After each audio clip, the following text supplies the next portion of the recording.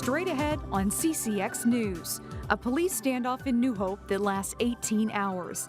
A man barricaded inside an apartment unit with 2 children. We'll explain how it all ended. Plus, a petition makes its way through Brooklyn Park calling for something new. What seniors in that city are hoping to get. And see how aging baby boomers in Maple Grove are finding an active lifestyle in their own home. CCX News starts right now. Hello everyone, and thanks for joining us. A tense 18-hour standoff finally ends in New Hope. New Hope police were called to this apartment building around 8 o'clock Monday night. The female caller reported her boyfriend was threatening her and her 2 children. Arriving officers found the woman outside, but the children were still in the home with her boyfriend, who refused to come out. Overnight, police brought in SWAT teams and negotiators to try and convince the man to surrender.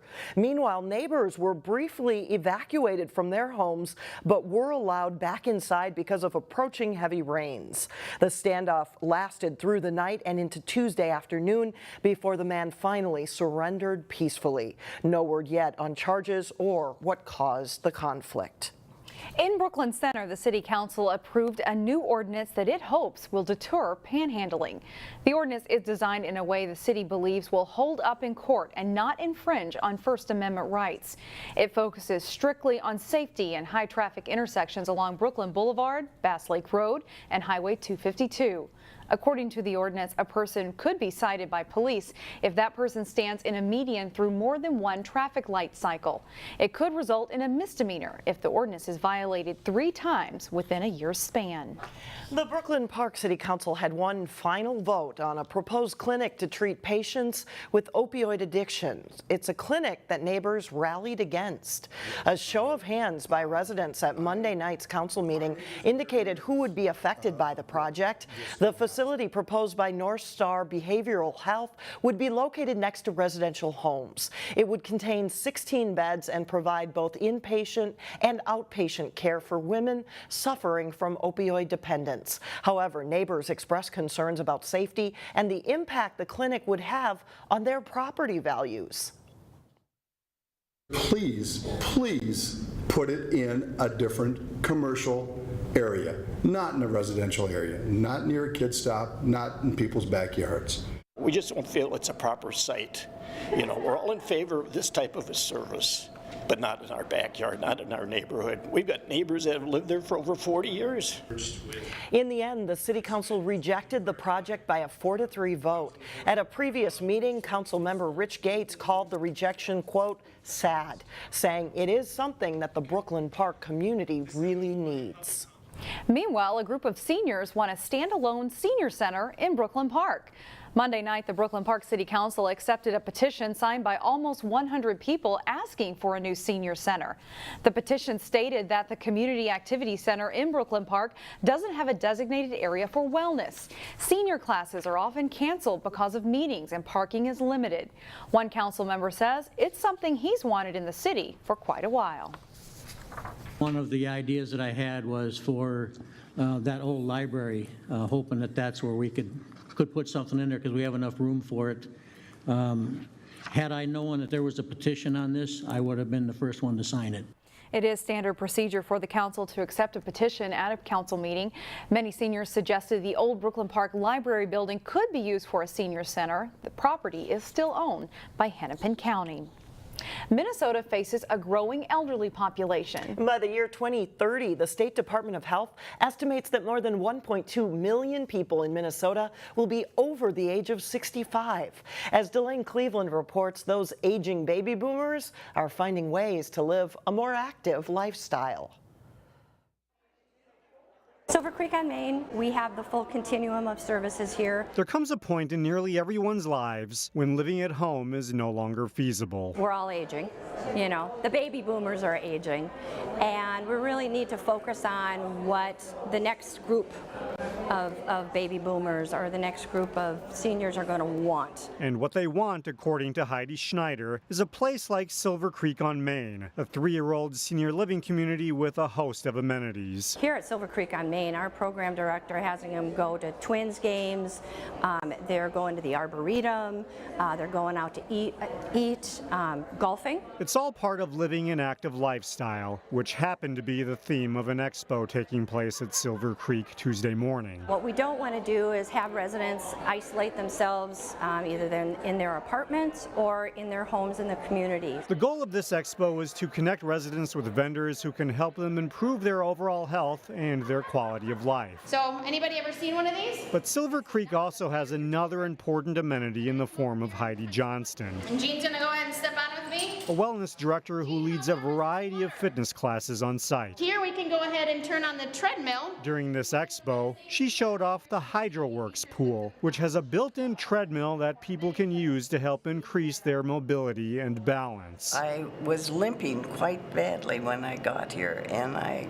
barely limp at all anymore, so I'm very pleased with that. When seniors have these resources readily available, it gives them a chance to maintain their strength as they age, a key reason why many choose to live in a place like this. Sometimes a common answer that we get is why they move in is because of the wellness and health programs that we offer here. They want to stay active and healthy. They want to continue doing all the activities outside of exercise, meeting with their families, going to activities, going to shows, traveling. In Maple Grove, Delane Cleveland, CCX News. According to the CDC, physical activity for seniors helps maintain their ability to live independently and, of course, reduces the risk of falling and fracturing bones. This summer, there's an effort underway to collect thousands of pounds of food for families that might not know where they will get their next meal. We have a few cans of Healthy Choice chicken with rice and some chicken noodle and some extra soups in here.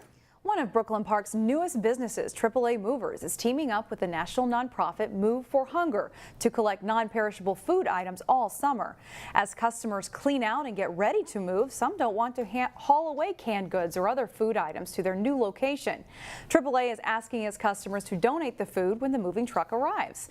The donations benefit the Food Group, a food bank in New Hope. It's estimated 1 in 8 kids in Minnesota are food insecure. Those statistics, they're serious. Those are serious numbers, and I believe that this community, our communities, can do better and help out as much as we can. The public is also invited to drop off food at AAA Movers in Brooklyn Park. Donations are being collected through August. Peanut butter, pasta, rice, beans, and canned fruits and vegetables are suggested. From time to time, we do venture outside of the northwest suburbs. That's right. See why our CCX News team made a run for the border. That's coming up in Backyard Getaways. Plus, a top slow pitch softball tournament returns to Brooklyn Center. We'll hear from the new tournament director of the Dudley Classic. But first, warm sunshine returns on Wednesday. This week in Backyard Getaways, we make a run for the border. 2 cities, 2 states, and 1 river are all in the spotlight today. Eric Nelson ventures outside of the Northwest Metro to give us a tour.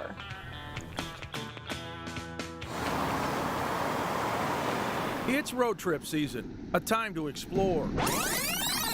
And we did just that. Stillwater is considered the birthplace of Minnesota. Historic Stillwater is a jewel on the St. Croix River that gets rave reviews locally and nationally. You feel like you're in a resort area, and my gosh, it's so close to the cities. There is a huge wow factor when it comes to the scenic St. Croix. Oh, the river is beautiful, all of the eagles. There are postcard-like views everywhere, and sometimes it seems like you have stepped back in time as riverboats float by. You feel like you're just on vacation, I guess, 24/7. We get people from all over the world. Miles Winslow is a trolley driver in Stillwater. Winslow is an expert on Stillwater's rich history, which dates back to an era when lumber was king. I like to liken our boom to the gold rush of San Francisco. We didn't have gold, obviously, but we had the logs. The lumber barons profited from the logging business and built expensive European-style homes. A couple of the homes I know were part of the Underground Railroad. I'm really proud of that we have that in Stillwater. Stillwater's signature is a charming downtown with plenty of bars, restaurants, and shops. I always compare it to like Uptown, but without all the crazy traffic, and the really crazy drunk people, so. The Freight House is a city landmark. The outdoor deck is a destination spot. Another cool place is Teddy Bear Park. The teddy bears are a huge draw. What kid doesn't love a teddy bear? This kid-centric playground is free and has places to climb and jump. It's an easy one to say yes to. Easy access and kind of its own little hidden gem here in Stillwater up on the hill. When we left Stillwater, we hopped on the fabulous new bridge that spans the St. Croix. Goodbye North Star State. It's now time for a pastoral drive through America's Dairyland. Our next backyard getaway stop took us across the river into Wisconsin, where we discovered that Hudson has its own unique connection to the St. Croix as well. There's just a super fun vibe about the river and what downtown Hudson has to offer as a whole. Hudson's trendy Pier 500 restaurant was jammed when we showed up on a Wednesday. Just a ton of character to the downtown, and even though Hudson's growing, we still feel we're a kind of a quaint, small river town that is very attractive to people coming from the big city. Hudson and Stillwater are just 9 miles apart. They share a river and are similar in many ways. The biggest difference is we can get New Glarus beer here in Wisconsin. Competing businesses in downtown Hudson have a harmonious relationship. Pretty tight-knit group that tends to feed off of each other. This synergy has created quite a food scene and has made Hudson a go-to city. We look at what's down here, we tend to check all the boxes on what people can get from a culinary experience in downtown Hudson. Of course, being a border town means split loyalties, which is why Pier 500 takes no chances with their televisions on an NFL Sunday. We split them in half, half Viking and half Packer. That's for Backyard Getaways. I'm Eric Nelson, CCX News. I'm ready to go. The total round trip mileage for that Backyard Getaways was 77 miles. So you think that's far away, Alex, but really not too bad. You could do it in the afternoon, that's true. I think they had a good time. Yes. Good job, guys. Still ahead, quite the catch for some Brooklyn Park youth at a local fishing spot. But first, a former Cooper baseball star is back in the Twin Cities playing for the St. Paul Saints. John Jacobson is in next.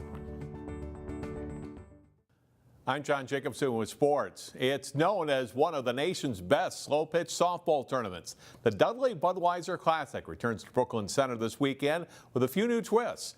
CCX Sports' Jay Wilcox caught up with the new tournament director.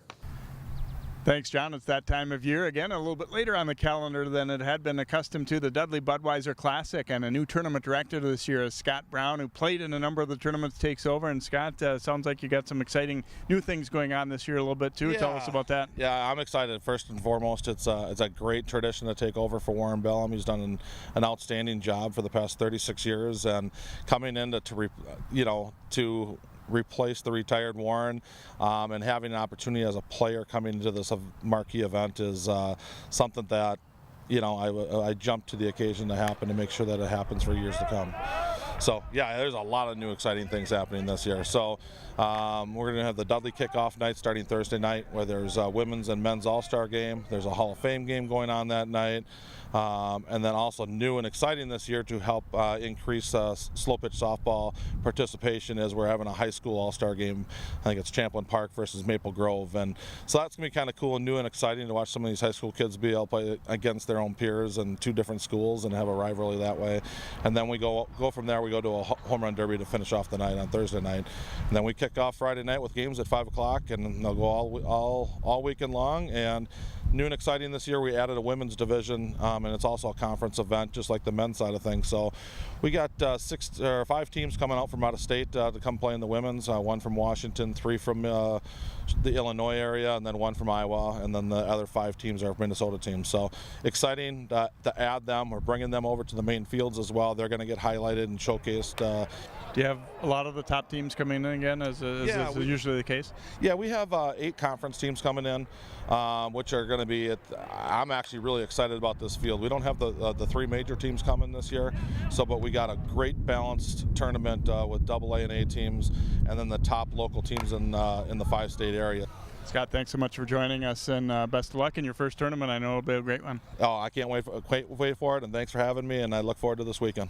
All right, Scott Brown, the new tournament director of the Dudley-Budweiser Classic. It kicks off with some kickoff activities on Thursday night, and then championship round play on Friday, Saturday, and Sunday. Main fields here at Centennial Park in Brooklyn Center. John, back to you. Thanks, Jay. We'll hear from players on one of the teams in our area playing in the Dudley later this week here on CCX. Well, Robbinsdale native Max Murphy is the starting right fielder this year for the St. Paul Saints. Murphy was in the Minnesota Twins farm system for several years before signing with the Saints prior to this year. Here's Jason Malillo with more. The goal for Max Murphy, like all players in independent professional baseball, is to play well and hopefully sign with an MLB affiliate. But for now, Murphy is happy that he landed in St. Paul. This was the next best option. If I was going to play indie ball, and this is where I wanted to play.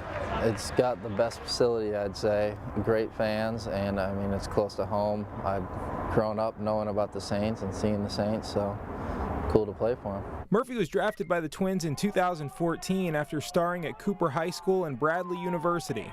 He progressed through the minor league system, getting as high as AA.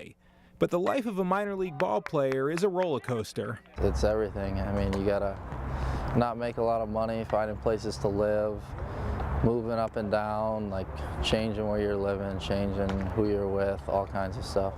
Murphy's playing well for the Saints this summer, batting .294 with 16 RBIs and 23 runs scored. Murphy's come a long way since Cooper, and he's candid about the challenges of progressing through professional baseball. It went from being really easy to a little bit harder to really hard. So it's kind of how it went. You kind of evolve with the way you play, the way you hit, and stuff like that, just as pitchers get better, as playing in the field, as hitters get better, stuff like that. Murphy hasn't been home for a few summers and says it's nice reconnecting with family and friends. You can't beat summer in Minnesota, and patrolling the outfield for the Saints isn't a bad way to spend your nights. Jason Malillo, CCX Sports. The Saints are home at CHS Field, hosting Sioux City through Wednesday, and then are in Winnipeg for a 4-game series beginning Thursday.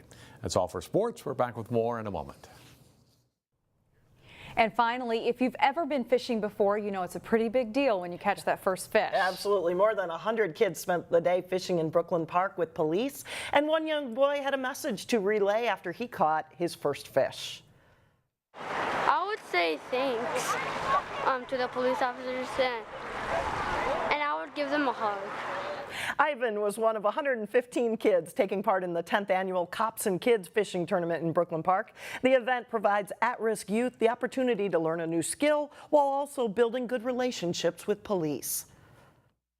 We bring these kids from all over the challenge parts of Brooklyn Park and bring them here, and they immediately light up just upon seeing the police officers walking up. Today I've been showing them pictures of when I went fishing last weekend and what I caught last weekend, and asking them what kind of fish they were, and they're excited. They're excited about an opportunity, and most of these kids have never been fishing in their life. The kids also get their own fishing pole and tackle box. Take care.